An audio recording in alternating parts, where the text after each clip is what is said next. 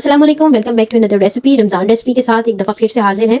और लीजिए जी, आज हम बनाने जा रहे हैं बड़ी इमली आलू बुखारे का शरबत। और अगर आपको ये वीडियो पसंद आती है तो please like share and subscribe my channel.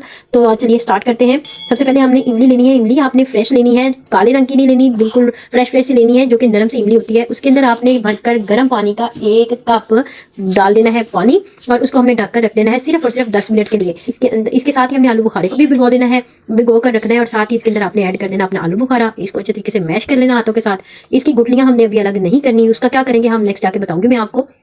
आगे हम चलते हैं जी। हमारा सेकंड स्टेप है, हमने इसको भी चीनी और साथ हमारा काला नमक और साथ हमारा होगा व्हाइट नमक, इन सारी चीज़ों को आपने एक जगह पर इकट्ठा जो है पानी के अंदर जज़ब करने के लिए रख देना है। मतलब कि आपका ये मिक्सचर बनने के लिए तैयार हो जाएगा। इसके अंदर आपने 1 कप गर्म पानी का डाल देना है और इसको आपने जो है भीगने के लिए छोड़ देना है। तकरीबन 15 मिनट के बाद आपकी ये चीनी भी बिल्कुल घुलकर तैयार हो जाएगी। अब हम क्या करेंगे, नेक्स्ट अपना स्टेप लेते हैं जी, करते हैं शुरू। उसको हमने करना है 1 गिलास पानी ले लेना है गर्म, और आपने 1 चम्मच बड़ा तो कम मलंगा को लेके आपने गर्म पानी के अंदर डालकर भिगो देना है, भिगो कर रख देना है। फौरन ये जो है ये सॉफ्ट हो जाएगा और फूल जाएगा, और इसको आपने साइड पर कर देना है।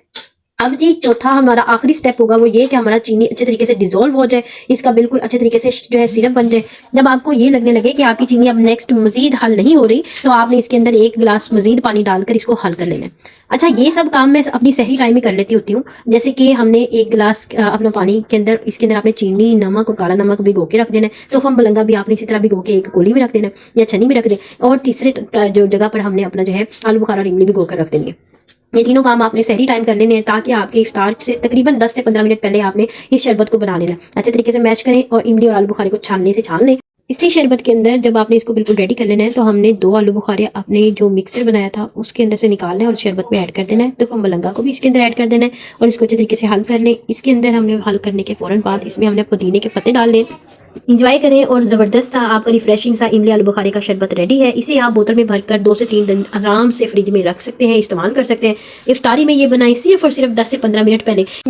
इमली आलू बुखारे का आपका जो गूदा बच गया था, इसको आप एक एयर टाइट कंटेनर के अंदर भर कर रखें, और नेक्स्ट डे आप इसके साथ या तो कोई चटनी बना सकते हैं इमली आलू बुखारे की, जो कि मैंने इसी का लिंक दिया हुआ है अपनी इसी वीडियो के अंदर। और या फिर आप इसके अलावा इसको जो है दोबारा से इसी तरह से आलू बुखारे और इमली का शरबत बना सकते हैं नेक्स्ट डे इसी वाले गूदे के साथ। इंजॉय करें, घर वालों को भी इंजॉय करवाएं। और थैंक यू फॉर वॉचिंग। अगर आप लोगों को मेरी ये वीडियो पसंद आती है तो please like share and subscribe my channel, क्योंकि इससे मुझे बहुत ज़्यादा इंस्पिरेशन मिलती है कि हम लोग अच्छा काम कर रहे हैं। Thanks for watching. मिलते हैं इंशाल्लाह ताला इसी तरह से ज़बरदस्त वीडियो में। तब तक अपना ख्याल रखिएगा। रमज़ान मुबारक की बहुत बहुत मुबारक हो।